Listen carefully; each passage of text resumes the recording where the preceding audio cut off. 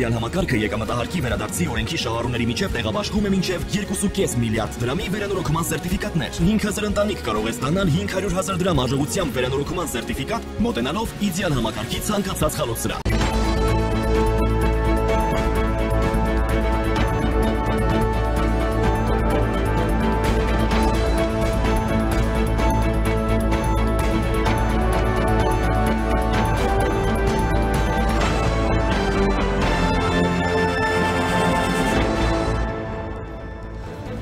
Հայաստանի և Ադրբեջանի ղեկավարները մեկնում են Ալբանիա մասնակցելու եվրոպական քաղաքական համայնքի 6-րդ գագաթնաժողովին, մինչ այս պահը պարզ չէ կլինի Տիրանայում Փաշինյան-Ալիև հանդիպում, թե ոչ, ինչ արդյունքներ սպասել Տիրանայից։ Ռուսաստանը շարունակում է ջանքեր գործադրել, որպեսզի հենց ինքը Հայաստանում նոր ատոմակայան կառուցի։ Ռուսաստանը Հայաստանին ատոմակայանի էներգաբլոկների զանազան տարբերակներ է առաջարկել, հայտարարել է Հայաստանում Ռուսաստանի դեսպանը։ Ինչպիսին կլինի Երևանի արձագանքը։ Բարի օր, դուք դիտում եք առաջին լրատվականը, ես Ժիրայր Ոսկանյանն եմ, ուղիղ եթերում մեկնարկում ենք կարևոր թեմաների քննարկումը։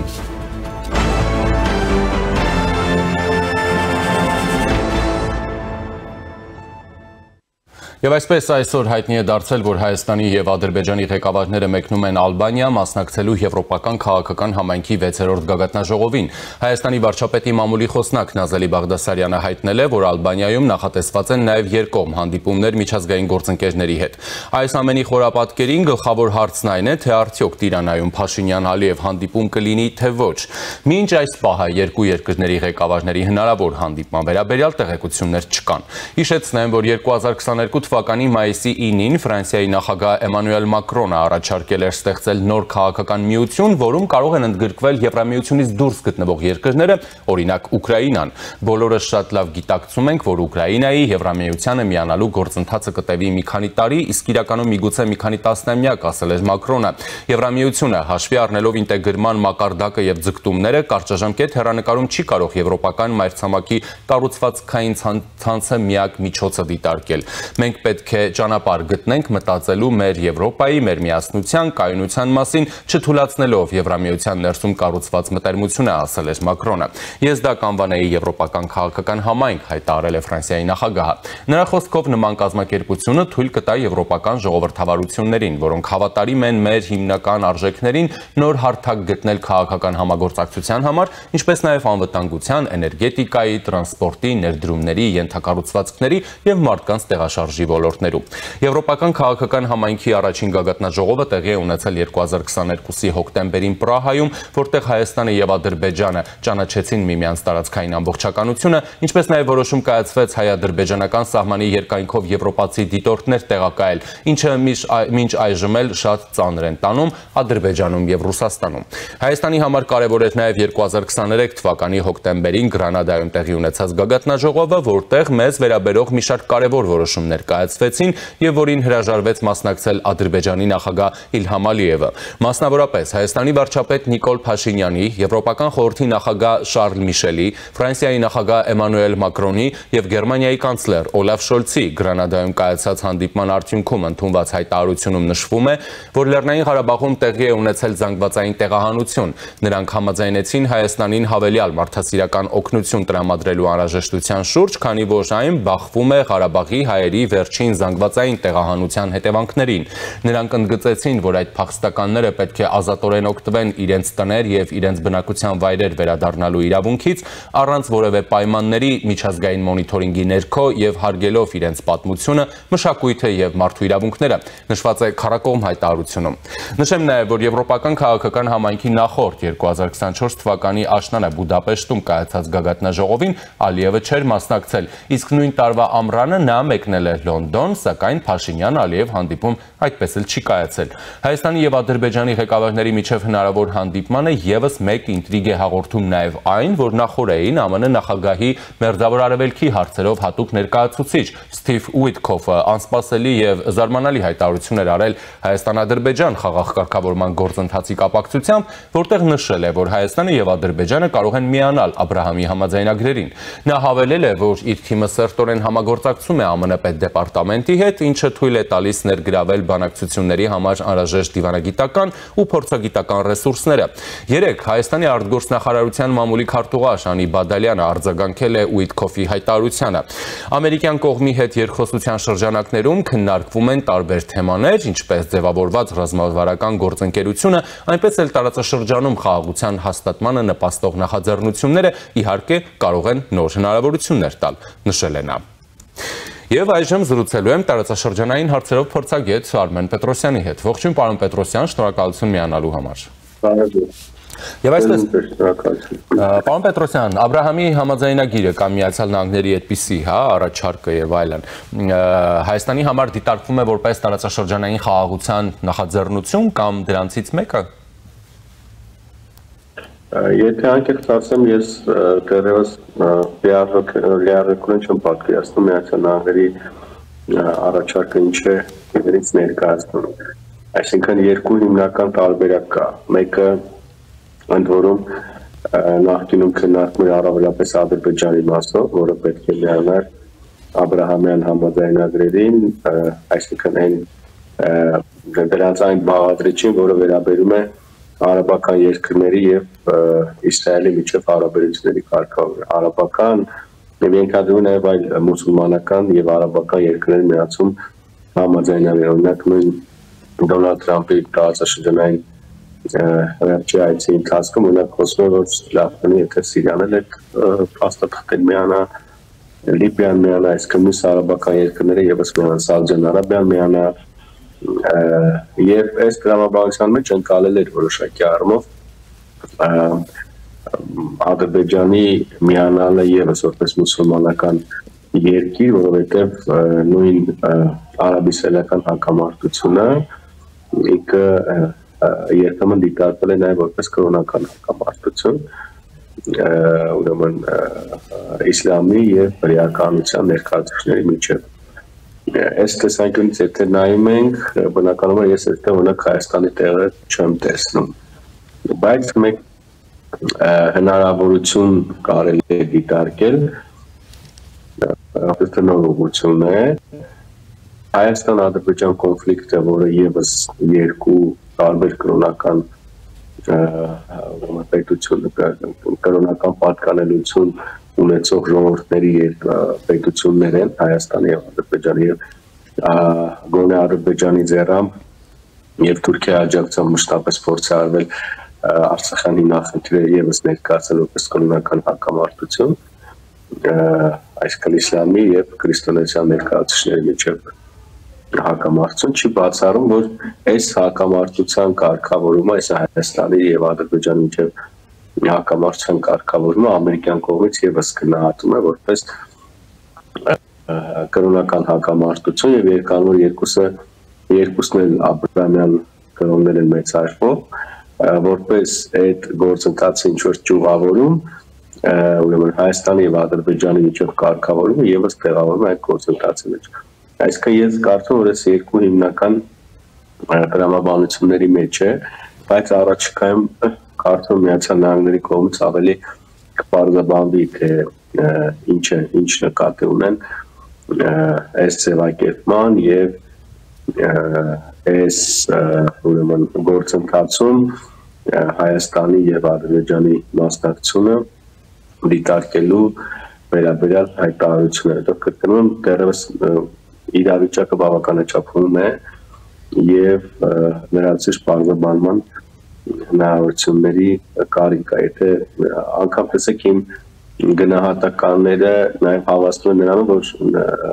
եթե չեմ սխալ նախորդին այդ հայտարարությանը Ուիտկոֆի հայտարարության արձագանքել է նաեւ Հայաստան Հանրապետության ԱԳՆ-ն եւ այնտեղ էլ որոշակի անորոշություն կար այս process-ի մասով Հայաստանի դիրքորոշման վերաբերյալ։ Իսկ պարոն Պետրոսյան, Աբրահամյան համաձայնագրերին միանալու հնարավոր գործընթաց պատկերացնելու դեպքում այն դիտարկում ենք, որ Միացյալ Նահանգների ներգրավվածությամբ է արդեն ընթանալու Հայաստան-Ադրբեջան խաղաղության Սա ենթադրում է Հայաստան եւ Ադրբեջան հարաբերությունների կարգավորումը երկու խաղաղության համաձայնագրի ստորագրում Միացյալ Նահանգների միջնորդությամբ։ որովհետև նախկինում նույն մի քանի 4 արաբական երկրների եւ Իսրայելի միջև ուրեմն հարաբերությունների կարգավորման եւ խաղաղության համաձայնագիրը ստորագրվել է Վաշինգտոն։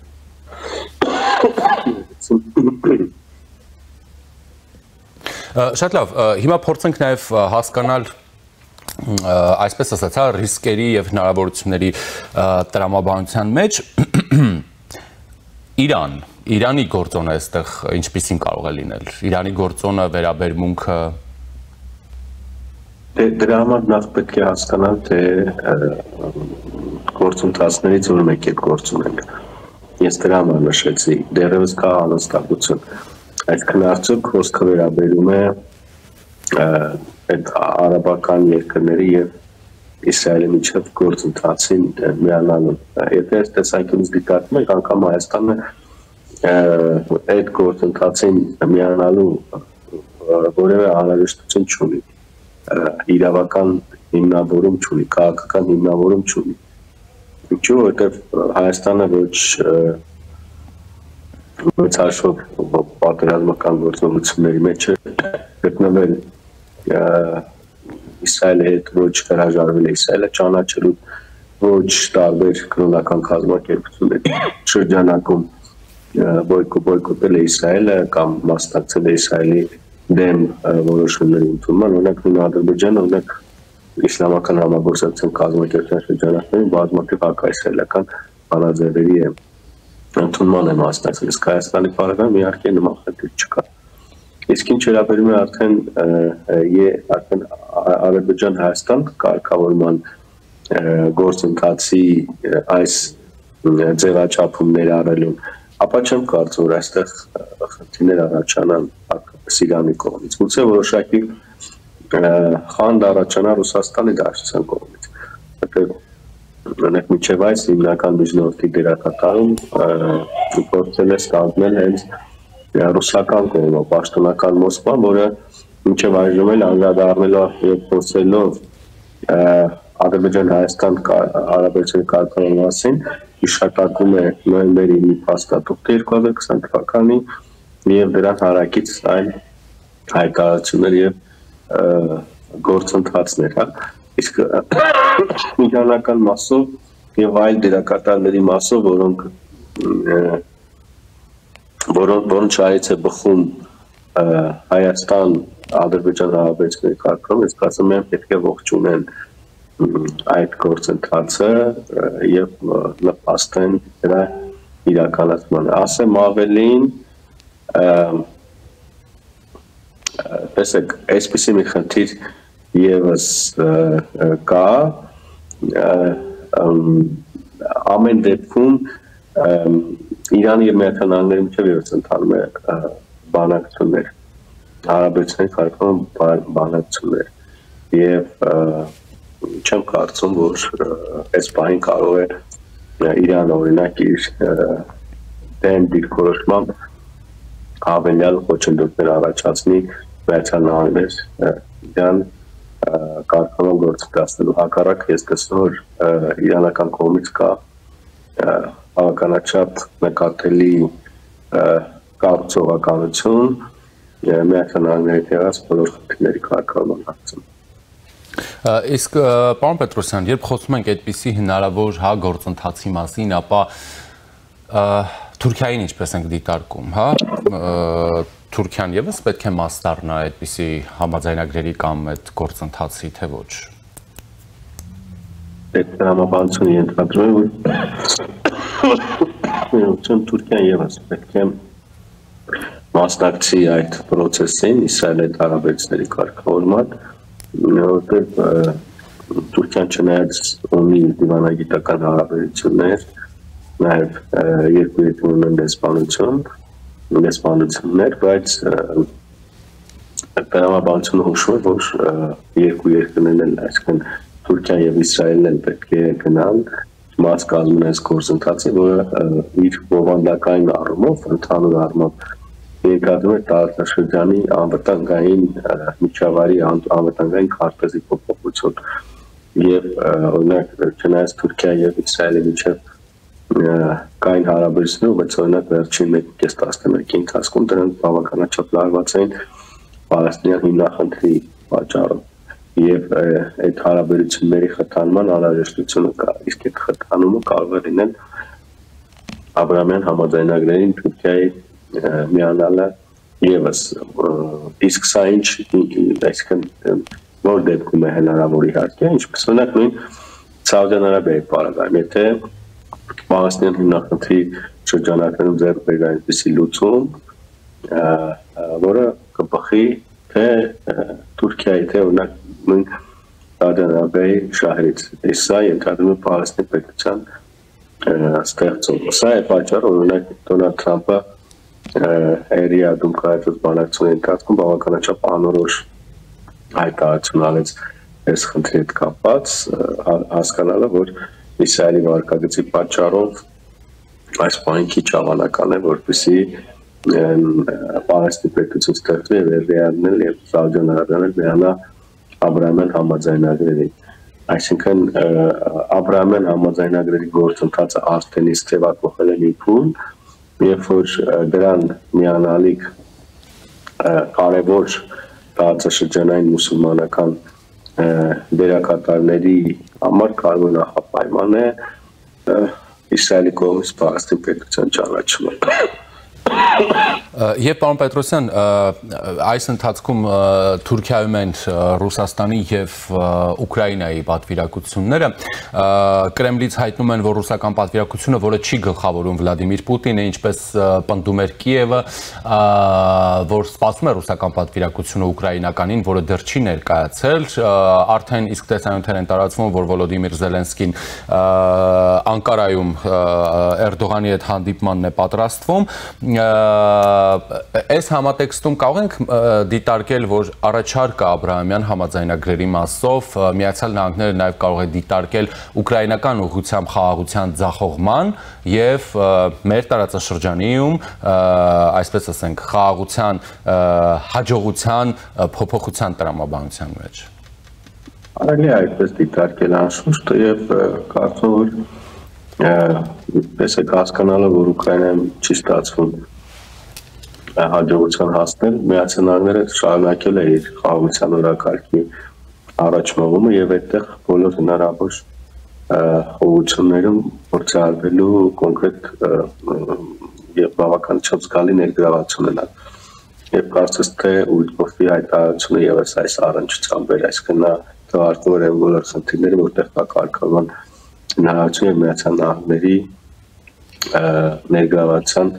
բավականաչափ մեծ ներուժ եւ Հայաստանի ու Ադրբեջանի միջև հարաբերությունների կարգավորման գործընթացը եւս այդ ցանկում ներառել է մանավանդ այն հանգամանքների համատեքստում, որ առկա է, այսինքն կա հաստատի համաձայնացված համաձայնագրի տեքստ, կա հայկական կողմից նպատակաուղղվածություն հաստատով ստորագրելու եւ այստեղ հիմնական պատճառը Ադրբեջանն է, այսինքն բարձր որ փորձ է արվելու Ադրբեջանի վրա բավականաչափ այսպես ազդեցիկ ջանքեր ուղղել Ադրբեջանին համոզելու վրա եւ ասեմ, որ այս բանը որոշակի հավանականություն կա, որ կարող է հաջողել Միացյալ Նահանգները, որտեղ նախկին սցենարը զարգացումների, որ դիտարկում է Ադրբեջանի կողմից, կարծես թե փակուղում է, խոսքը Իրանի դեմ ռազմական սցենարի կիրառման մասին է, որտեղ Միացյալ Նահանգները, Իսրայելը եւ Ադրբեջանը հանդես են գալու ուրեմն միևնույն հարթությունում եւ Ադրբեջանի այդ գործողությունների համար։ Շնորհակալ եմ, պարոն Պետրոսյան։ Զրուցակիցս տարածաշրջանային հարցերով փորձագետ Արմեն Պետրոսյանն էր։